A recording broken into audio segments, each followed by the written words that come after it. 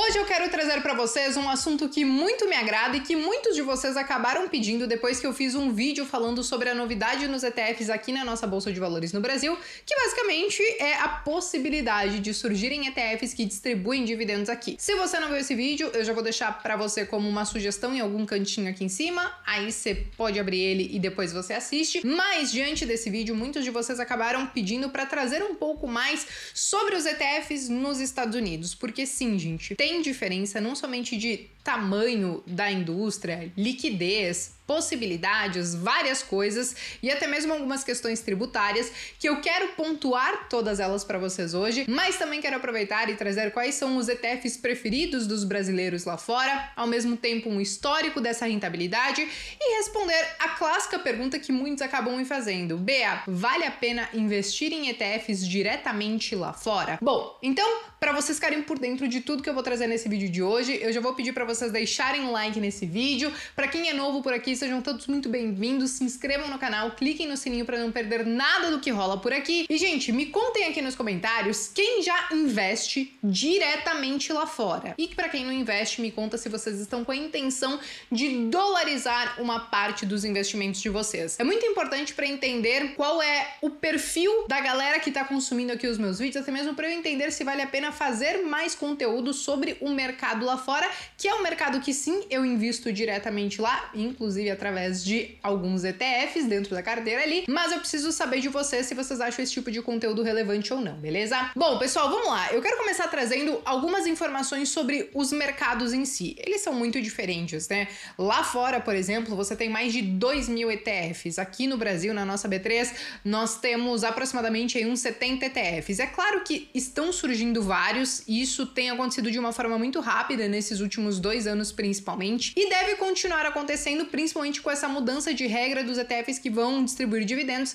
e que devem surgir alguns com essa estratégia então. Mas o ponto é que ainda assim, os mercados eles são muito diferentes nas possibilidades, na quantidade de possibilidades que você acaba tendo. E eu acho que isso acaba acontecendo muito lá fora, gente, porque apesar de existir, por exemplo, a indústria de fundos de investimento em ações, né, em multimercado, renda fixa, lá nos Estados Unidos, quando a gente olha uma janela de 10 anos, apenas 11,3% desses fundos de investimento que tem uma gestão ativa, né, ou seja, que tem um gestor por trás desse fundo de investimento, conseguiu bater o S&P. E quando nós falamos então do Nasdaq 100, né, que é composto pelas 100 maiores empresas então ali da Nasdaq, apenas 2,20% dos fundos conseguiram bater esse índice nessa janela aí de 10 anos. Então, só para vocês entenderem, é realmente muito difícil os fundos lá nos Estados Unidos conseguirem bater os ETFs, que eles são fundos, só que com uma gestão passiva e negociados ali diretamente na Bolsa de Valores. Eu digo passivas porque os ETFs, que são os Exchange Traded Funds,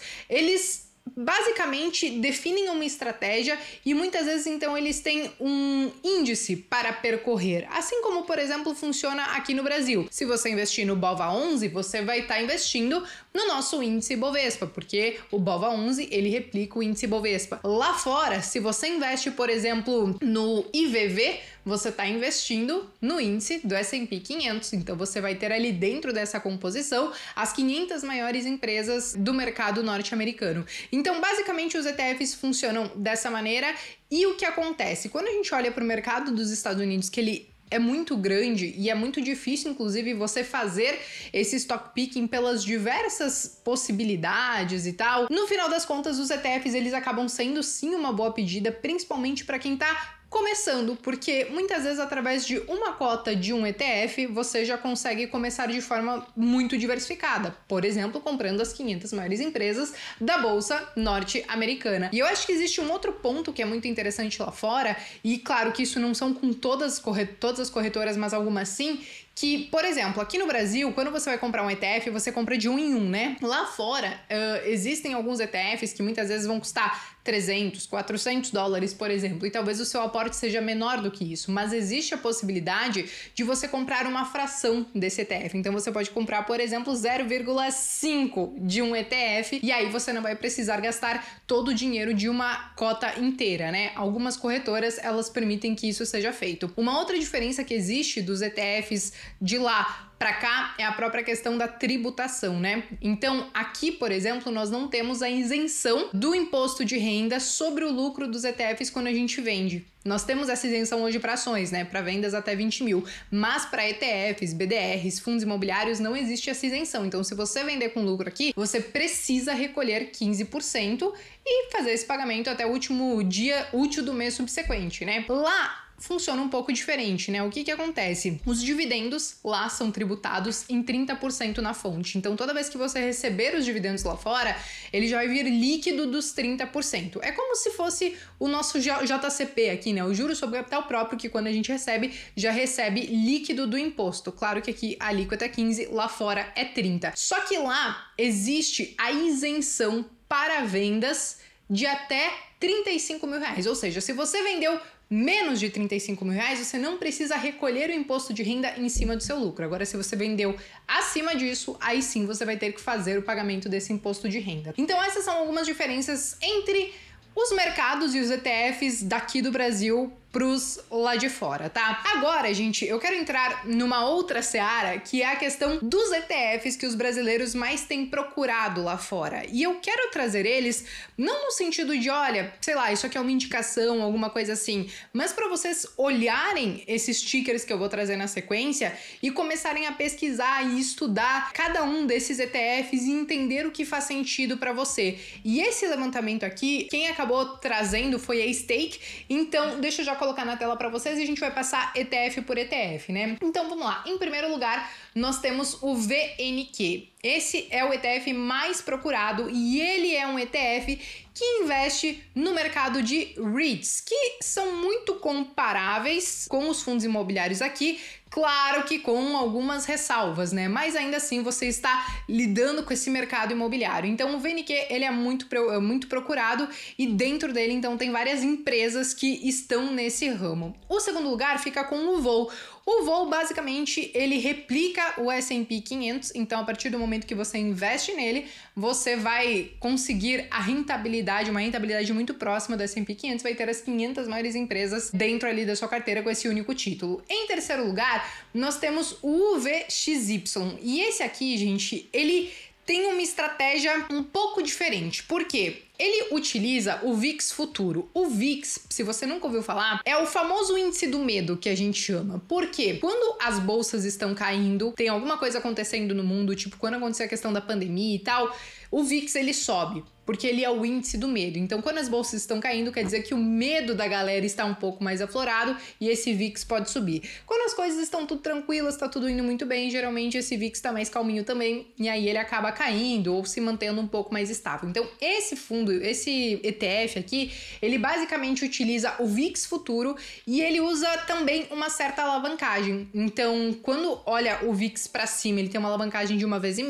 e quando olha para baixo, ele pode estar alavancado em 0,5 vezes. Ou seja, esse VIX Futuro, ele tem um potencial de ganhar muito mais do que o próprio índice VIX e também pode acabar perdendo mais do que o índice VIX, tá? Mas vamos lá, o quarto ETF que muitos brasileiros acabam procurando é o QQQ.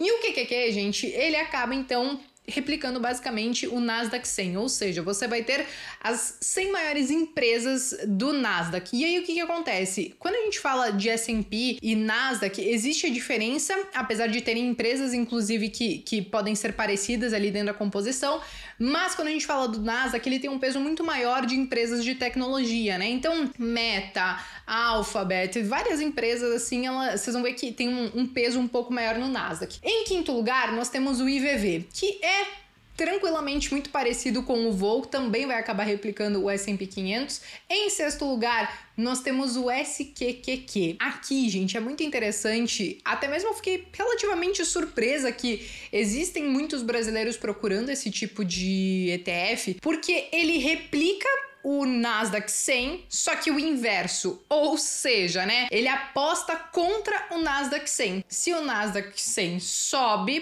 provavelmente ele tá perdendo dinheiro. Se o Nasdaq 100 cai, ele tá ganhando dinheiro. E ele tem uma alavancagem de 3 vezes. Eu acredito que alguns investidores tenham procurado esse ETF talvez para fazer algum tipo de proteção em algum momento, né? Talvez apostando em uma queda de curto prazo para tentar ganhar dinheiro com esse tipo de ETF, mas basicamente essa é a estratégia dele. Em sétimo lugar, nós temos, gente, o SDIV e basicamente ele investe nas maiores empresas que são aí consideradas boas pagadoras de dividendos, né? E aqui vale ressaltar, eu acho que eu não trouxe no início do vídeo. Os ETFs no mercado norte-americano, eles distribuem os dividendos. E sim, eu meio que falei por tabela quando eu disse que os dividendos eram distribuídos em 30%, mas enfim, só para reforçar, esse é um índice que é focado nessa estratégia de dividendos. Em oitavo lugar, nós temos o SPXU, e ele é muito parecido com aquele outro ETF que faz o inverso, só que dessa vez com o S&P 500.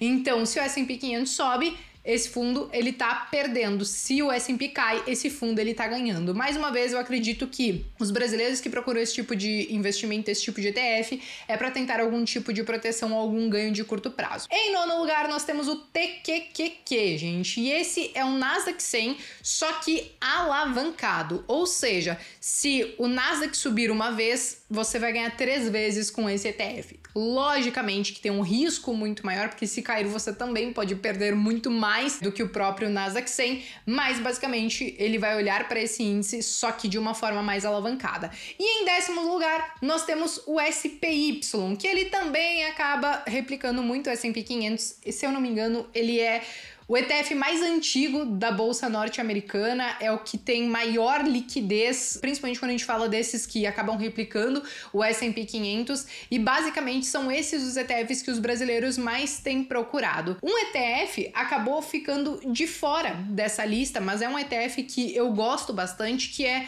o VT. O VT, ele é um ETF que ele tem empresas do mundo inteiro. Você tem lá quase 9.000 empresas do mundo inteiro. Então é óbvio que ele é bem diluído, bem diversificado, mas isso é só para vocês terem uma ideia de como com um único título vocês conseguem ter essa diversificação. Eu entendo que muitos no meio de tudo isso podem falar assim: ah, Bia, mas comprar um ETF é muito ruim, porque no meio daquelas empresas, vamos pegar um Nasdaq 100, né? No meio dessas 100 empresas, com certeza vai ter alguma coisa que eu não gosto. E sim, gente, quem vai para os ETFs tem que estar muito ciente disso e tem que aceitar isso e tem que pensar o seguinte: talvez dessas 100 empresas pode ter algumas que eu não gosto, mas no longo prazo ainda assim pode me trazer um bom retorno. E aí, falando de retorno em si, eu decidi pegar o histórico de alguns desses ETFs para vocês entenderem como é que eles acabaram performando, como é que foi a rentabilidade deles. Inclusive, eu quero trazer para vocês dos ETFs inversos. Então, dê uma olhadinha aqui na tela, eu espero que fique visível para vocês,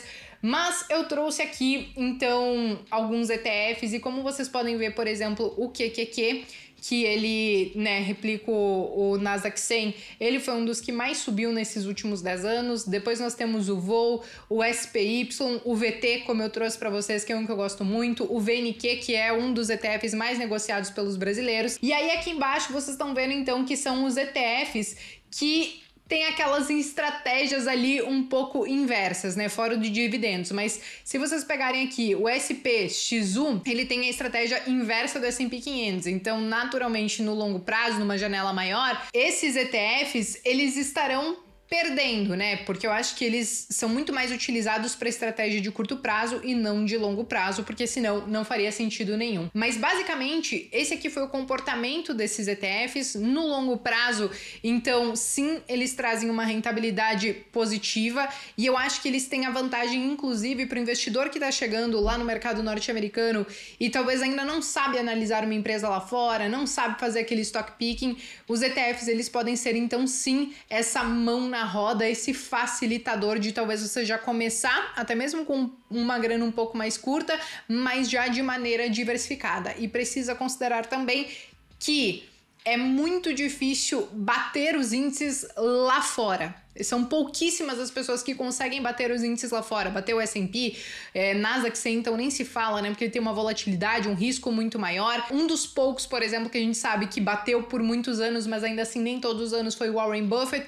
Mas aí seria muita ousadia a gente achar que talvez vai ser um expert como o velhinho de Omaha, né? É claro que é super possível, mas por conta disso, né, por não ser um mercado tão fácil de você bater pelas N possibilidades, pelo tanto de ativos que tem lá fora, muitas vezes os ETFs podem sim ser uma boa pedida, por isso que eu acho que vale a pena. E aqui vai uma ponderação já inclusive muito importante, porque nós vimos, por exemplo, nessa semana, o dólar ter uma pequena queda, vamos dizer assim, né? Porque ainda ali na casa dos 5 é um dólar caro. Quando a gente olha numa janela longa de 15, 20 anos, né, gente, o dólar caro é aquele que você não tem, porque ele olha basicamente para cima no longo prazo.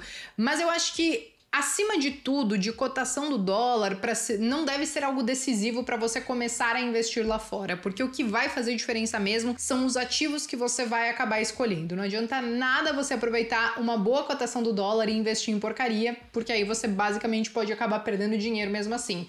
E não adianta nada você também achar que porque você tá pegando um dólar caro que você não vai conseguir talvez fazer bons investimentos. Na verdade, você pode recuperar isso, inclusive, escolhendo bons ativos nessa diferença. E eu acho que um outro ponto muito importante, né, é que muita gente fica querendo tentar acertar o olho do mosquito do dólar, e isso eu acho que é uma tarefa muito ingrata e que ninguém deveria gastar energia fazendo isso. É muito mais interessante gastar energia analisando os ativos, talvez analisando os ETFs que você vai querer trazer para sua carteira, do que ficar tentando acertar o câmbio, que é basicamente impossível de nós prevermos o que vai acontecer. Então, basicamente, eu acho que sim, vale a pena colocar todas essas ponderações que eu trouxe na balança antes de você tomar a sua decisão, mas basicamente nesse domingo eram essas as informações que eu queria trazer. Eu acho que é muito plantar aquela sementinha, apesar de que eu tenho feito isso já em alguns outros vídeos, mas é muito plantar aquela sementinha para talvez quem tá na dúvida de investir ou não lá fora e de como começar. Se eu, e aliás foi exatamente o que eu fiz, né, alguns anos atrás quando eu comecei a investir lá fora,